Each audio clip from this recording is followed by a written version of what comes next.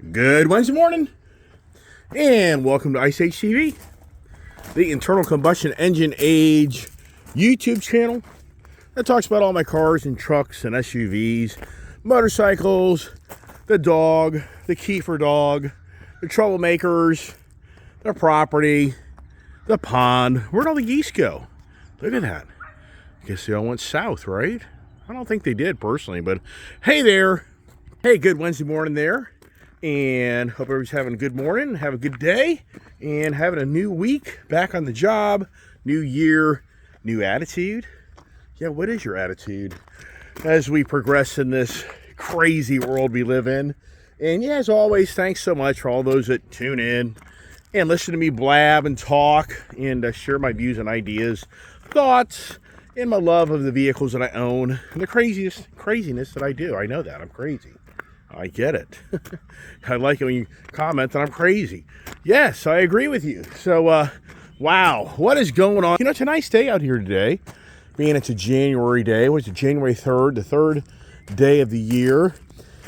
And what do we talk about, being that it's just that time of the year where it's just, right? It's kind of, isn't it kind of just ironic that this is the time of year, it's the new year, you should be jumping for joy and jumping up and down? I don't know about that. The holidays can really wear you out. Holidays, I think, are challenging.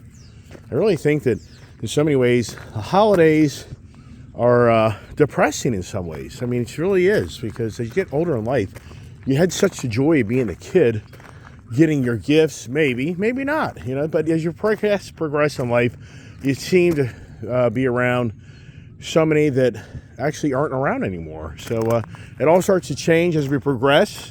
And how do we keep the theme, the channel, entertained here? I think I got a great idea, because I talked about the American built cars that are such the foundation of where I think this country really became so strong. And I thought the word strong would be probably better used as muscle, because I think that when we talk about muscle, I think people are going to say, yeah, the muscle days, the muscle cars, right? Come on. I mean, the good old American boys created the muscle car. That's a fact. So come on, pups, let's get in there. So the word of the day is muscle, and I think it goes so well with how really the people that watch my channel, I can pretty much assure you most of them are a muscle head, motorhead. You could even be a muscle guy or gal because you like to lift weights or exercise. And who doesn't know those stories of wanting to be the stronger of the two or stronger of the many? And who doesn't know the stories of all the bodybuilders that got the muscle craziness going back in the 60s and 70s? And as always, let's get the dogs in. And come on, I'm gonna hold key first time, so I have to walk upstairs. Go on, bro. Go on, stop it. Get up there. So you just calm down. So the boy here, stop it. So anyways, hopefully that changed that, maybe. You gotta change up the routine, or do I? But there he is up there harassing the girl somewhat. So yeah, so who doesn't remember Arnold Schwarzenegger, Lou Ferrigno, Franco Columbo, was it Tony Atlas or Toby Atlas, Sergio, Joe Weider. I mean, all these muscle heads that truly, in so many ways, was my true beginnings. Believe it or not, Arnold Schwarzenegger at one time was the guy I so looked up to, and I bought his bodybuilding book, and that's really, I think, contributes to a lot of my success in life, is because I was always involved in sports, but I also just loved lifting weights. And Arnold Schwarzenegger, in so many ways, instilled in me how to lift weights and how to become stronger, because who doesn't know the story of being beaten up at school? I mean, I'm not lying to you. In California, when I was a kid, I used to walk to school. So you're talking back when I was in 3rd grade, 4th grade, 5th grade, 6th grade. And then we moved from California back to New Jersey. But during those years, that was very challenging to me, of some of those years, because I used to have people wait for me to get out of school, and they would beat me up. And did I go to school every day? Yes, I did. Did I go through the pain and agony? I did. Did I have the bully that was a problem? I did. But what that did, he actually did me a favor because he forced me to get into weightlifting. Because when I moved from when I moved from California to New Jersey, I wasn't going to let that reputation of mine be known as a young kid that somebody could just so easily beat me up. So I got into my own personal weightlifting, and I can remember this day my dad and I going to Sears and him buying me a Sears bench. It may have been a Joe Weider and a little weight set, and I started my lifting in my dad's house, and actually a spare bedroom, which my sister used to live in, but then she moved on because she was older. And so I had a regular routine of going to the gym. And so you're talking now, this is 1970, probably 77, 76, 78, and I never gave up the lifting weights. And it helped me in so many ways in playing sports, and as time progressed, it helped me in so many ways in all aspects of my life. And once again, you're going back to the muscle days of us individuals. I think many my age group can remember the bodybuilding that really started to take off back in the late 60s, 70s, and then not knowing that these guys were on juice. I just wasn't really, my father was never into that. My brother wasn't. I just didn't have any like personal friend that was more abreast to the drug abuse to so many of these bodybuilders that I had no clue. And I never really figured out that you're not going to look like those guys because you're not on the juice. But I'm so glad that I didn't get on the juice, because sadly I know of people that are no longer here that died very young from being on the juice. But did they get really big and strong and all cut up and everything? They did. But for me, I was more patient, and I truly had incredible powerlifting years back when I was younger. And it took me to be really in the late 80s, really early 90s, where I really mastered how to powerlift. And I'm not embellishing here. I could deadlift 980 pounds. I could squat 650 pounds. My bench was never that great because my arms were too long. So I never really had that tricep in the arms. But my curls, I could do 135 straight bar. You take the regular straight bar, Olympic bar with the 45s, and I could stand there and do reps. I could do 50, 60 pound curls with one hand. And so the point of that conversation is the muscle that I helped build from me being younger truly transitioned to me being very, in some ways disciplined, but in so many ways of being very strong. And I've had incredible success of being in business for myself because of my true, just real foundation, core strength. And when I came out of high school, I worked in a warehouse, having to stock shelves and run up and down the warehouse. Then I worked in the auto parts industry. I was stocking the whole store and running up and down, going up and down stairs, carrying heavy duty parts. So for most of my life, I've always been very, very physical. And some may be like, okay, so the muscle, the cars, right? Well, what I'm trying to say here to anybody here watching my channel is I think we all have this feeling that we want to have muscle. We want to feel strong. I don't think anybody wants to feel like they're weak. We all want to think we're strong. And it's sure, somebody stronger than me, of course. There's always going to be somebody stronger and bigger than me. But that isn't what I'm focused on. I'm focused on what works for me.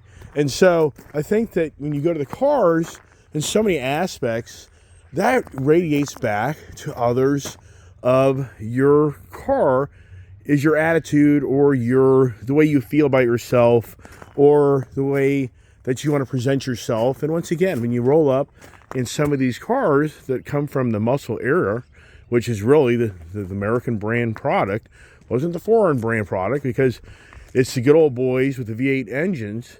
And just once again, we all, I think, that watch my channel just love the muscle era. And in so many ways, the muscle era has lasted far longer than I ever would have thought. And what they say is 1949, Oldsmobile was one of the first so-called muscle cars. And when you start talking about muscle cars, it can be an argument between all the motorheads, because what's a muscle car, what's not a muscle car. But the point is, Oldsmobile supposedly built a Rocket 88, and that vehicle was like a 303 cubic inch, 135 horsepower, 263 foot-pounds of torque car. So not a lot of horsepower, but apparently it dominated the NASCAR circuit where it won like 10 of 19 races. So that was what they say was the first so-called muscle car in the American brand. But then came along the 1955 C300 Chrysler that had like a 331 motor, I think, and it had like 300 horsepower, and it was supposedly then at that time the most powerful muscle car. But then you kind of transition into the Corvette era in the 60s, and then what they say is the 1964 GTO was the actual real muscle car. To this day, the Pontiac 64 GTO. And what they said is, what was the criteria for the muscle car? Well, they said typically it was a coupe. It was a two-door coupe, the V8 motor, and it was a light body vehicle, and it was an affordable vehicle that they kind of said would be more of the muscle car. So Pontiac took the Ferrari 250 GT model or GTO model, and they, in some ways, the Ferrari guy feels like they stole his signature GTO name, but whatever. So 1964 Pontiac GTO, that was, in my eyes, that was the true muscle era. The golden age, as they call it. There was the golden age of muscle cars, because that's when you had the Mopar product show up. That's when you had the Pontiac product show up. That's when you had the Chevy product show up. I guess you'd say, was Buick and Oldsmobile back then? Yeah, I mean, you have to say that. So it really goes into the 60s and 70s. And for me, being a very young person in the 60s, more so the 70s and early 80s is where I really was so wanting to be the person that was an older person back in 1970 that could have bought a 1970 Hemi Cuda 426 plum crazy convertible. Or you better buy, say, a 69 Camaro, or you could buy the 71 Boss Mustang, or I mean, you can go through the list, or the Chevy SS 454, or a Stingray, Corvette Stingray, or the 63 split window Corvette. There's just so many, in so many aspects, brands of that era where the government wasn't controlling the smog and the emissions, and so the manufacturers were able to have a lot of fun. And there wasn't an oil embargo. The oil embargo kind of put a damper on the high-performance muscle cars because they couldn't get the higher octane, and that started presenting a challenge for the manufacturers to build these very high compression engines. And that's what was going on. They had to build very high. I think it was probably 11 to 1, 12 to 1, was it even 13 to 1, compression motors that had to have like 100 octane fuel to be able to run without them detonating and pinging, all that other stuff. So there's a lot of things that started to play out in the 70s, but the early 70s was still the heyday to buy a really nice muscle car. But then by 73, 74, the new emission guidelines by California was the first one to really start, as usual. California, what's wrong with you guys, California? What do you do this country? What's going on? What's wrong with you guys, right? Not really. Nobody there in California, no offense there. But anyways, so it was really 1974, I think, kind of the heyday kind of came to an end. And then the ugly cars and the detuned cars and the embarrassment of cars started to show up, where that whole muscle car golden age had gone away. And for anybody that wanted to go buy a new car, you go out and bought a 1978 Ford Granada, or if you bought a 1978 Chevy Camaro, that Camaro Z28 package had 150 horsepower, 160 horsepower. I mean, I can still remember my neighbor, Robert Prosciutto. If my friend Tim's watching, he'd be like, yeah, Robert Prosciutto, his brother bought a brand new Camaro Z28, and I think it was a 1978 model, and it was a good looking car, but it just had no power. I mean, it was nothing. There was really just, it was a cool looking car, but there's just nothing there. And that's what I say about bodybuilding, lifting weights. And for me, I never took all these crazy different things to try to get bigger and stronger. I just kind of knew as I got older, I'd become stronger just from the core foundation of what you build. And I think people have seen that. You see some guy that's probably all juiced up, and at the end of the day, is he really that strong? It's more about the looks, how his body has been inflated in so many ways from the juice. And so during that era, I think so many can relate back to even the 80s. I think Dodge brought back the Shelby, the Chrysler Shelby thing. It was like a triangle-looking Horizon car. The K car. I mean, I'm sure so many people of my age can relate with all this talk about how it was a shame, it was an embarrassment. Dodge uses a Mitsubishi to bring the Challenger back. I mean, it's just like, oh my gosh, just an embarrassment to the brand of what came along. And then for Dodge and Chevy, they would stop building the cars. Ford never stopped, but Ford had some incredibly hideous looking vehicles that were just in so many ways an embarrassment. I can remember people go out and buying these things, and even at a young age, I would be looking for the older 1971 or 72 Dodge Challenger, or the Chevy Chevelle, or the 71 Chevy Camaro, or even the Ford Mustang Boss. Why would you be buying this hideous, ugly ass, what were those things, 4 cylinders, 6 cylinders? And they still didn't even get really that great of mileage. What's crazy is, for where we are in today's society of technology, of how we've evolved, back to the muscle car era. And I never thought that would happen.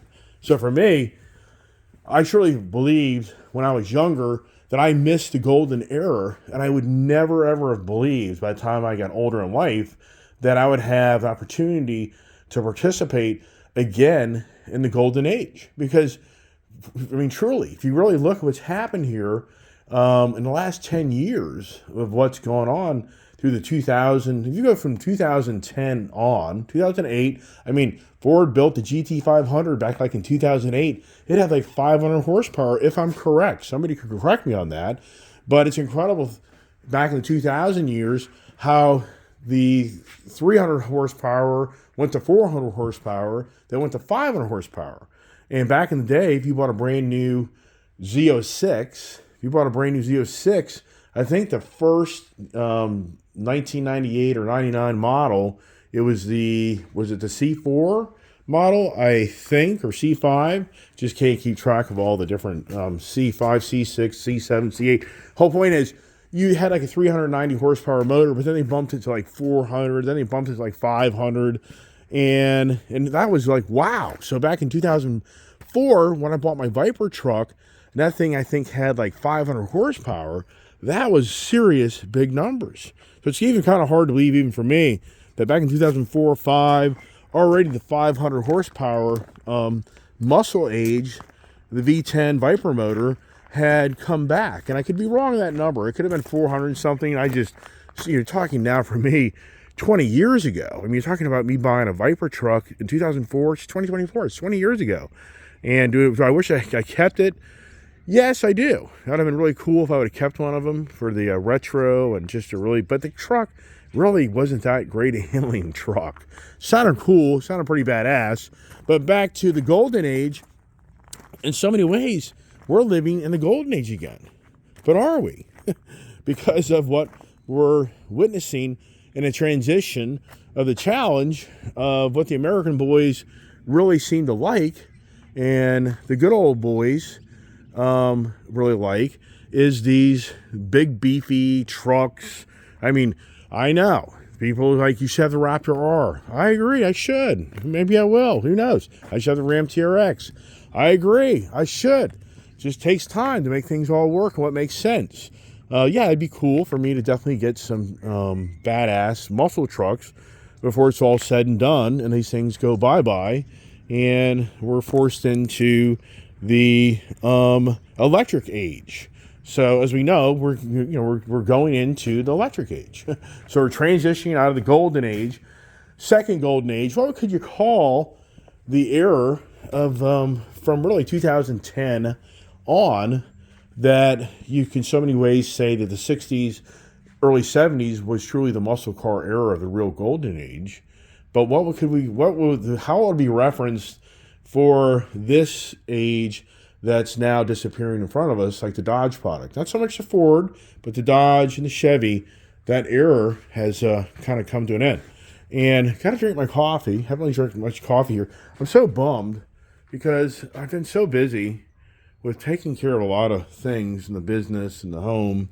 And I haven't had time to put my exhaust on this breakout, which I so badly want to do, because I just think it's going to be night and day on how much more fun this motorcycle is going to be.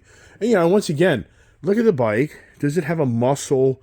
That's the thing about Harley Davidson. It gives such a muscle look. Let me take my drink as you look at the muscle bike, right? So, what was Arnold on? A Fat Boy? I always wanted a Fat Boy. I just bought a Fat Boy, but I couldn't get excited to buy it. But the Harley product, it resonates.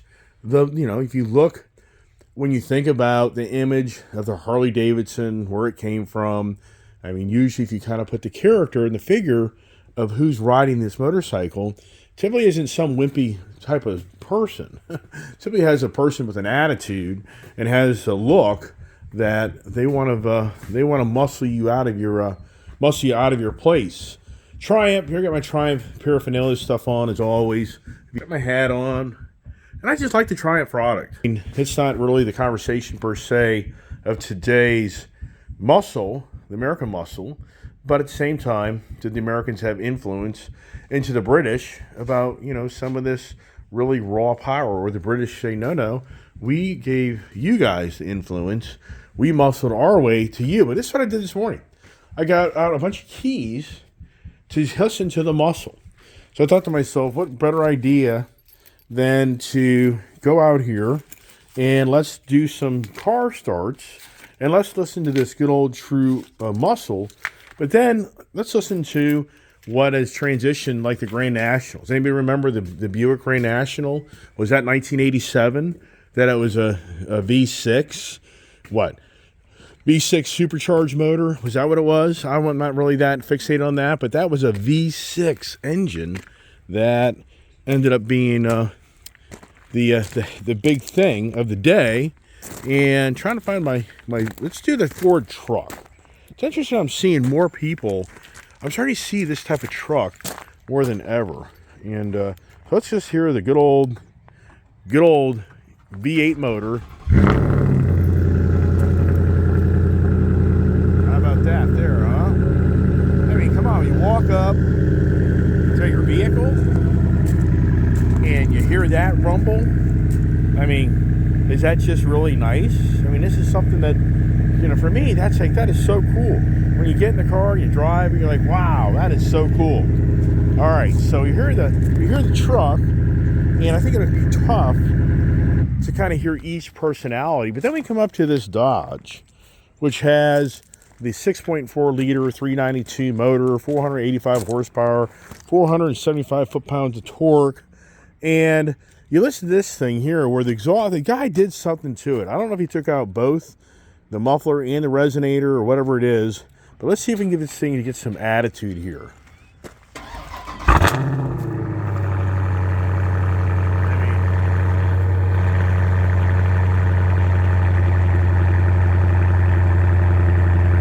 So not too shabby, right?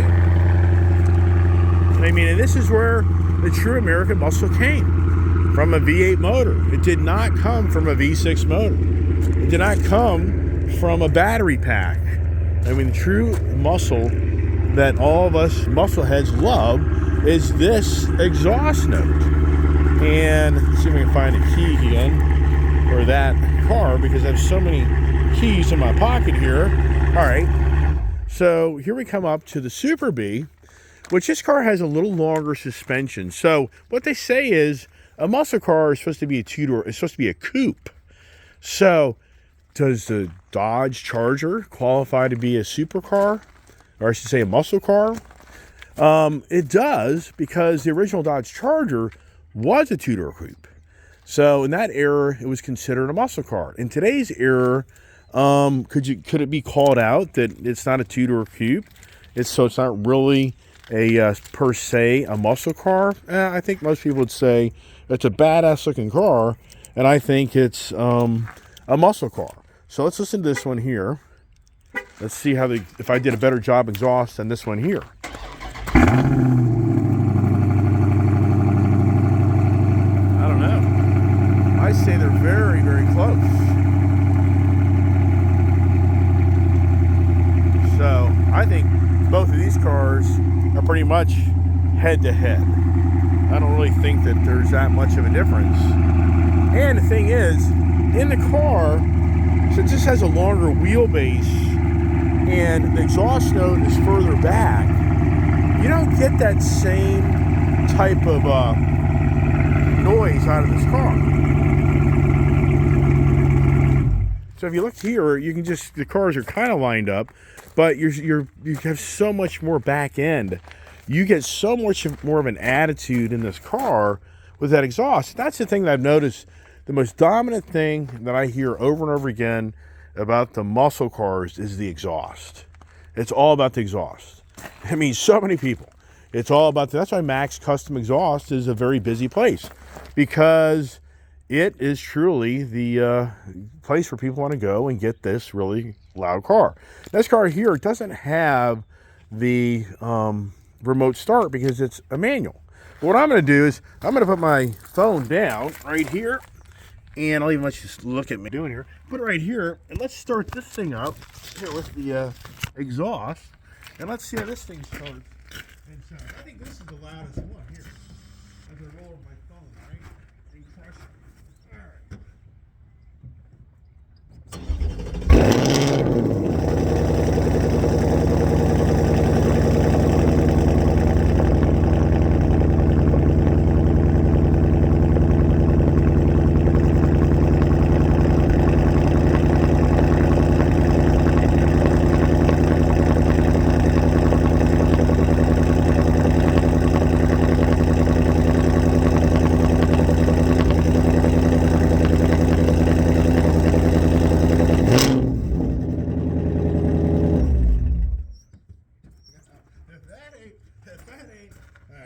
Exhaust note, I don't know what it is. I think the Mustang has the baddest ass exhaust. I really do. I think this Mustang here is crazy on how I put an H pipe and the Roush mufflers on that thing, and it just sounds totally badass. Now here we go to the Raptor V6 twin turbo, and here you go. I mean, oh my God, right? Is that embarrassing? I mean, is that just humiliation? Can you imagine showing up with that noise? I mean, come on. I mean, right? I mean, not even close. Not even close to what you think is like, wow, right? So it's always about this exhaust note, and it's this V8 engine that has made the junkies, I think, of all of us, for the love of these muscle cars. And once again, I think that and I could start up this car here, but I'm not going to do it because it just gets into too long, because I think that right there says it all. But then you go to this thing here. What's this thing here? It's a battery operated vehicle that you're not going to get. You don't get that. And my daughter and I worked out of this truck yesterday. And, I mean, the truck's a great truck. I mean, so for anybody here thinking that I'm trying to be negative towards electric vehicles, I'm not per se want to be negative. I want to be more of the realist. I think that would be the more appropriate diplomatic way to talk about this, because it's a cool vehicle. And what's really neat is I work out of my truck. I'm very lucky today. I'm not embellishing here today. If I didn't have these eyeglasses, you can maybe even see in my lens in my right eye, I would maybe be blind in my right eye today.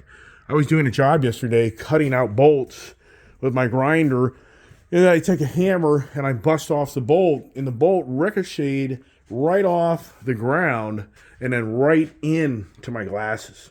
And had I not had these glasses on, it would have done major damage to my eye. I think possibly I would have lost my right eye. And that would have just been like, oh my gosh. But what's really cool about these vehicles on the electric side is, and don't get me wrong, you can get this set up on the Pro Charger as well. Why does this thing have an attitude, right? And so it has a whole little power supply back here. Really can't see it because of the where everything here is. But that power supply, that onboard power thing here, makes it where, I love this feature here where you can hit that tailgate like that, where you can run your real power tools without being battery powered. I've been doing battery powered for years, but you can really run your full power hammer drills, cutting saws, electric tools, and this onboard electric supply won't trip the breaker, because on every other truck I've owned growing up, I used to have to carry a generator around in my trucks to run all my power tools before the electric battery thing really kind of took off on the small size batteries for your tools, like the Milwaukee stuff, DeWalt stuff, like Rigid. I mean, there's all different brands out there, but I've had a lot of success with Milwaukee. That's been my favorite battery tool thing and be out there. Milwaukee's better than Craftsman. Don't buy Craftsman. So anyways, so back to the muscle. I mean, here we are in the transition of what we feel like we're being muscled. I mean, do you feel like more than ever that we have the bodies to be and the agendas to be that are trying to muscle us out of what we like? And that's why I think that this is the right word today, because I think so many here are muscle heads. And it doesn't mean you're the guy who goes to the gym all the time, but I can assure you that most here are on the page that they like the muscle car vehicle. I mean, for me, a lot of people ask me, so why would you buy the Ferrari, Lamborghini? But it's a lot of money. I'd rather have a lot of vehicles instead of select few, but these are fun vehicles. I mean, they really are. And for me, I'm very fortunate where I can own the different brands and I can drive the different brands. And some people get really irritated with me because they're so fixated on, there's people out there that think the Dodge is the greatest thing in the world. There's nothing better in it, and that Ford's junk. And then there's people that think Ford's the best thing. And I'm like, you know what? Who cares? I mean, wouldn't you like to have the opportunity to have the different ride? I mean, but you know, some people are very stuck in their ways, and I get that. And they just love the certain brand, and they just don't like, you know, changing it up. But I do. I like to have the flair of really being able to ride different, drive and ride different things, where I can really feel like, okay, these guys really seem to have their act together, or they don't. And for me, I've talked about the Indian product and the Harley product, and the Indian thing still hasn't been settled. I'm going to reach out to that guy today, like, dude, you are putting this thing to bed. Now, this is ridiculous, and I'm going to demand you guys start paying my insurance and pay me back all my insurance and my personal property tax. You know, this is ridiculous. Frickin' come get your frickin' damn Indian and move on. And that's the thing. If I didn't have the experience of riding all these different motorcycles, there's no doubt in my mind there are people that own the Indian Pursuit that don't even really realize they have a problem. I can guarantee it. Because they're just not the person that rides a motorcycle all the time, and they may not be at a certain speed, but they really understand what's going on with that motorcycle. I guarantee it. People are like, no, oh yeah, you're kidding yourself. You know, people buy motorcycles and don't ride them. I mean, it's huge. I mean, I know people be like, well, look at you. Well, you're right, but I do ride my motorcycles. Yeah. Can I put 10,000 miles on one bike? No, because I'm riding all different style bikes. And yeah, does one have more flair to me than the other? It does. Is anything here on this side make you think of a muscle car? I will honestly say this Triumph Rocket 3-cylinder motor, when you go down the road in this thing, it just gurgles and pops, and it's an incredibly fun bike that in so many ways makes you feel like you're driving this. I mean, I am not embellishing here. I feel like I'm sitting on that Hellcat motor when I'm going down the road in this Triumph. And that's why I just love this motorcycle, because it's just all about the horsepower. And there you go. What is it all about? It's all about that horsepower. When you nail it, your head is, you know, going in the back of the headrest. But that's where somebody would say, yeah, but hey, man, I own the Rivian. My Rivian's going to smoke every one of these cars you have in your shop. I own a Tesla Plaid, and that vehicle is going to smoke every vehicle you have in the shop. Yes, to a certain degree. I'm not so sure about the quarter mile. Depends, but yeah, right, you probably will. But at the same time, what about the half mile? What about the 1 mile? Have we seen those races yet? We really haven't. Got to find a hell of an airport. But here's the thing. My daughter yesterday is working with me, and I've heard this more than once. She starts getting car sick in this vehicle because you don't hear an engine running, and the way these vehicles work is they have wheel motors. So all of your energy is coming out of this wheel and versus over here, all the energy is coming out of this engine here with a drive shaft to it that is then connected to a rear axle that's driving this tire. And when you let off the gas, it's not the same as when you let off it wouldn't be the gas. You let off the battery pack. I mean, how do you phrase it, right? And so, and then there's no noise. So it's a very weird type of feeling. It's like being in an airplane. That's the way I relate with it, is because it does have such incredible inertia. But as a passenger, you're kind of lost to a degree on the vehicle kind of takes off with such inertia. And then I have it on the one pedal driving.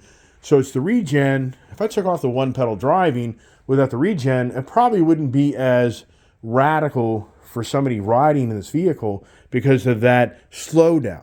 It pushes you forward, it pushes you back. And it does it a lot. Versus these type of vehicles here, it doesn't have that same type of foot pound and that instant type of energy. So it's more of a relaxed type of kind of driving the vehicle. In the electric vehicles, it seems to be more of an aggressive, it's an aggressive type of driving in some ways. And it's just beyond believable to think of where this is all going with the younger generation that's going to have their hands on these electric vehicles. They're going to be 1,000 horsepower vehicles. I mean, 800 horsepower vehicles. It's just incredible to me to think that we're at an age of the younger generation that transitions into this electric age, and they're going to have these vehicles that just have insane power to them. But, once again, it's kind of what I say all the time. It's the empty suitcase. And I know people hear it all the time, but what error? I mean, what's going on?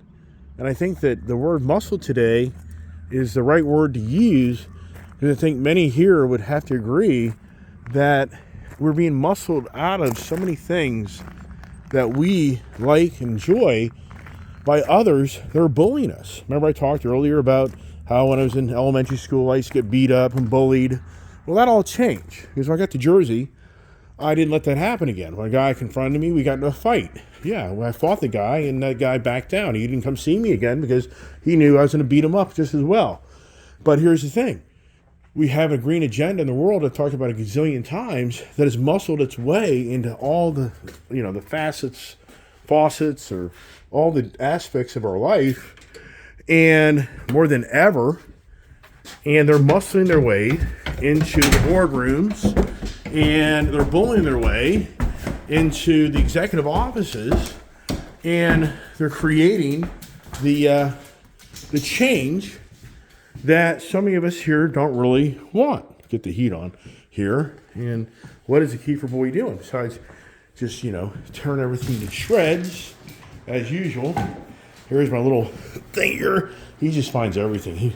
He's already eaten up. Here, see that there? That got broken. No, get away from that. I mean, he thinks this is, no, you ain't getting this, dude. Get your ball.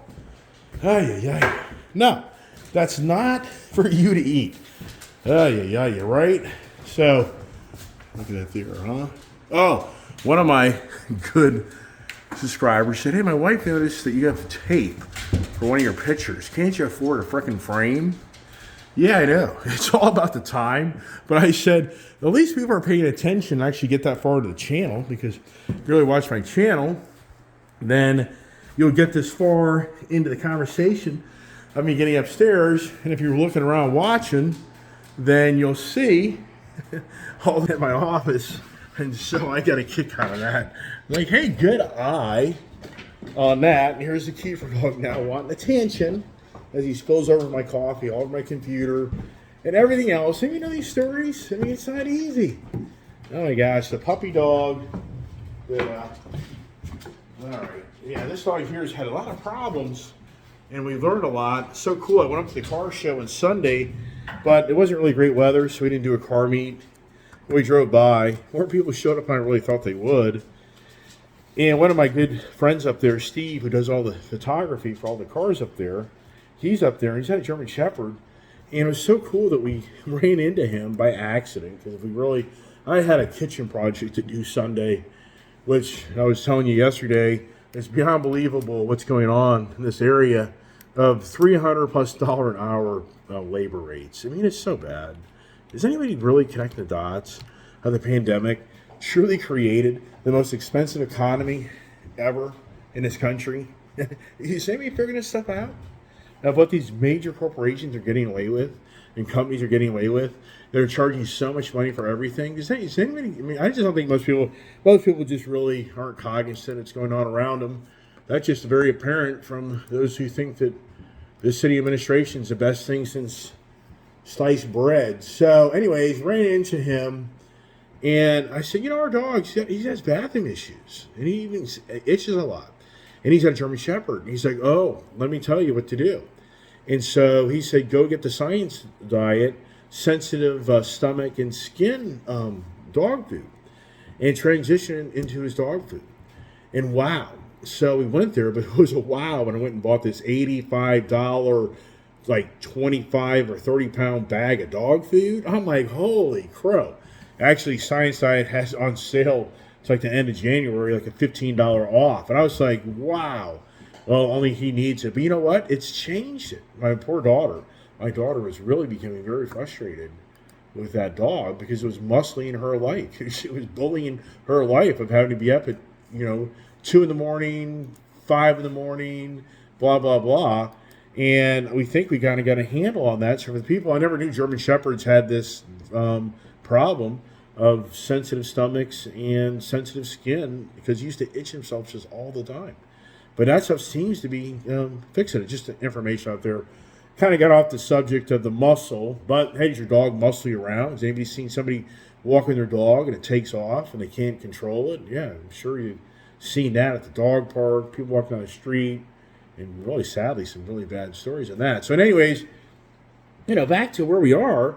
I mean, it's so ironic that in so many ways the muscle error was so looked at as the V8 engine, the gasoline, the loud exhaust, the horsepower, the drag racing, the NASCAR racing, track racing, all aspects of just incredible motorsports.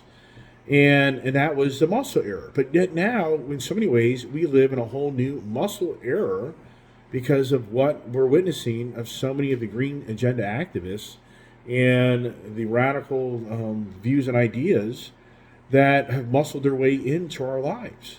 And in so many ways, as I said, they've bullied their ways to force upon so many that just don't believe it.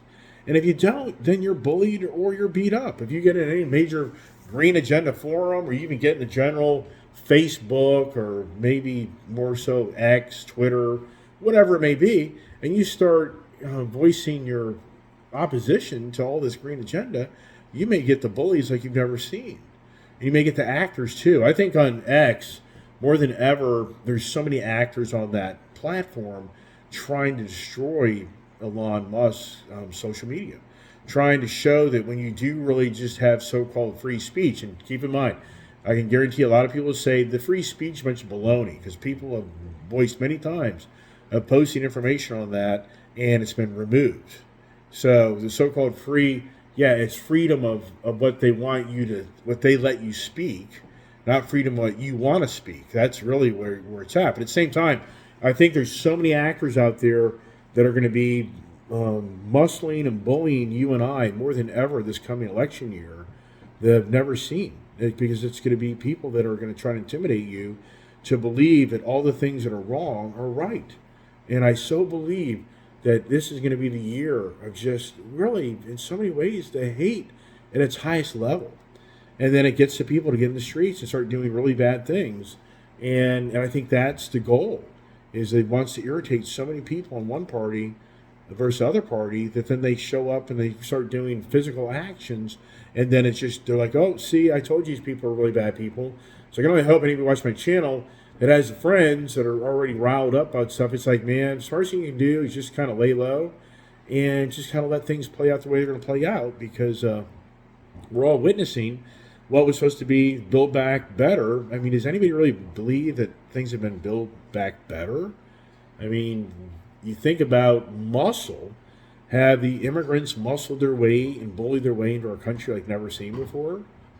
I mean, I think they have. I mean, what I heard the other day is one reason that this illegal immigration wasn't really at the forefront of the previous election was because it was in some ways was tampered down and handled a little better, and it wasn't as radical.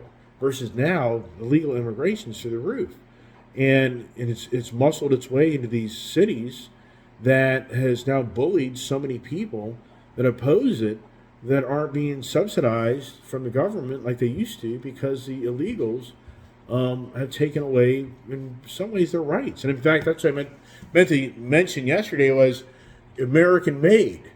In so many ways, are the illegals now being treated better than the Americans?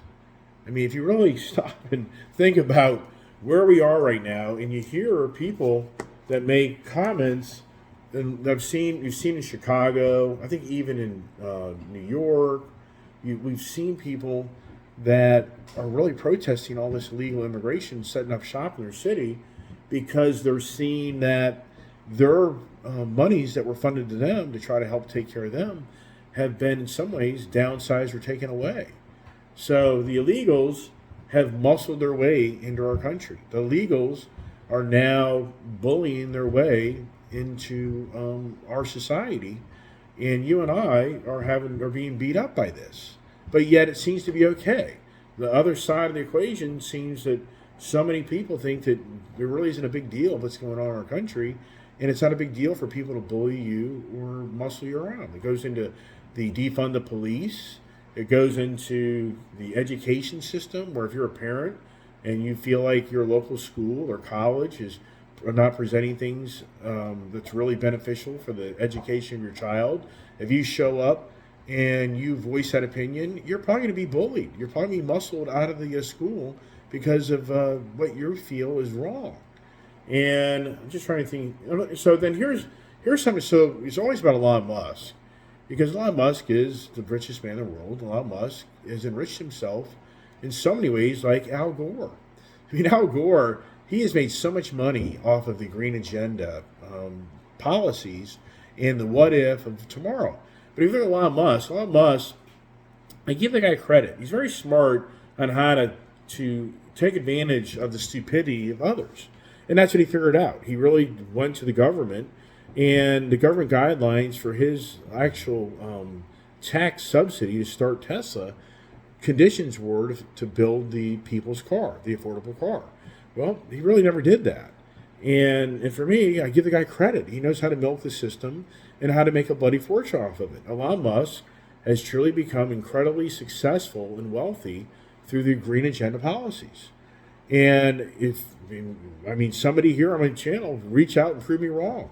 Elon Musk is richer than anybody per se in this country.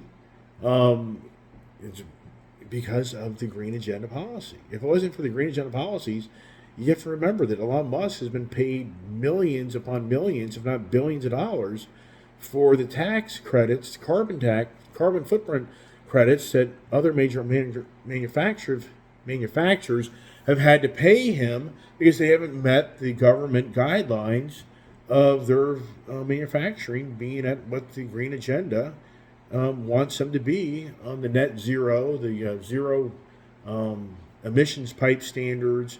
This goes on and on and on. I think most people understand that. But Elon Musk has received monies from all this, and he's built a company based on all these monies that were in so many ways bullied into the major manufacturers and corporations and muscled their way into these new policies by elected officials that have only made Elon Musk the more muscular guy. In some ways, the more bullying guy. But the irony is, Elon Musk has enriched himself so much from all this green agenda, governing bodies. But at this point in his life, he despises the government more than ever in so many aspects because he's at war in so many ways with the SEC, the FCC. So he's being called out on his social media of him promoting hate speech, anti-Semitism. And so, yeah. But the guys, I give the guy credit. I give the guy credit for knowing how to be the master of deception in some way, the master magician. And don't get me wrong, I'm not here saying Elon Musk hasn't built great things, hasn't done great things. I'm not saying that. I'm saying that he's a very smart guy and understands how to play a game. But now the game has enriched him so much. But now the governing bodies, I think, in some ways, are going to try to take it away from him. And think about this. Think about how Elon Musk built out all the Tesla superchargers. And people say, yeah, but that was his money. Well, no, it wasn't. It was the money of the taxpayers and of big corporations having to pay into the fund for the green agenda entitlements that were rewarded to Elon Musk. They gave him the monies to spend to build out the Tesla charging network, which he has monetized to himself. Now, could you honestly tell me if Exxon made its own vehicles, and Exxon made its own oil and made its own gas stations, that if you only owned an Exxon car, you could only get gas at an Exxon station? And the Exxon stations were the dominant product. Could you imagine how that would have gone over so many years ago? That's what Elon Musk has done. He's created Tesla. He's built his own cars. He's built his own charging network. And his position is that you can't use it, which I know that's all changing. But picture a big oil company doing the same thing. Oh, they'd be tarnished like you can't believe. So, all right, going to leave it at that. Oh, yeah, so think about this. The muscle. Think about the muscle of mankind where you watch sports. Us individuals, well, I'll leave that for another day. Because it gets too long. So I'm going to leave it at that. I can talk all day. You can tell that. So anyways, everybody, hey, thanks for watching my channel. God bless. Stay safe. What am I doing next? Jeez, there's a lot going on. So I appreciate all the nice comments and the support. And let's keep it going for another day and another day, another day. So once again, have a great day. Stay safe. Stay tuned.